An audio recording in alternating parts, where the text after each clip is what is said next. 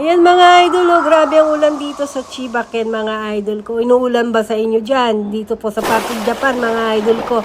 Ayan, dito po sa Chiba-ken. Ayan, paano ba naman ako makakapasok dito sa trabaho? Ay, grabe po naman ng daan. At talaga naman pong binabaha na po yata dito sa amin. Hindi po ako makalabas-labas at grabe na ang tamatiro na ang tubig sa labas mga idol ko. Ayan. Ang grabe oh. Grabe mga idol ko. Sobra. Ayan. Grabe ang ulan ngayon dito sa Chiba-ken mga idol ko. August 13 mga idol ko. 2026 mga idol. Summer here in Japan. Raining season na mga idol ko. Ayan. Mag-iingat po kayo mga idol ko. Ayan. Ayan. Magyasumi na lang kayo. Kagaya ko mga idol ko. Hindi po ako makapasok. Ayan mga idol. Ayan. Grabe po talaga dito sa amin banda mga idol ko dito po sa Chiba-ken mga idol ko ito.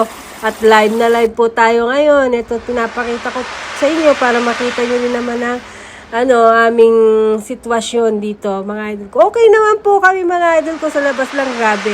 Kaya mahirap po lumabas at baka madulas po tayo. Ayan po, at syempre mag-ingat po tayo sa ulan. Ayan, magpayong po tayo, mag-raining coat. Ayan no, kahit magsasakyan ka na, makakatakot pa rin dahil madulas po ang daan. Maraming salamat sa inyong panonood mga idol ko. Don't forget to follow back and follow me mga idol.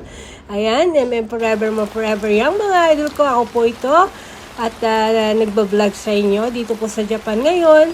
At ang oras ngayon ay 6 o'clock mga idol ko. Ayan, dito lang po sa Japan mga idol ko. Shoutout po sa inyong lahat at ingat po kayo. Maraming salamat po sa lagi ninyong pagsusuporta sa akin, pagla-likes at panonood. Maraming salamat at hindi po kayo nagsasawa sa akin.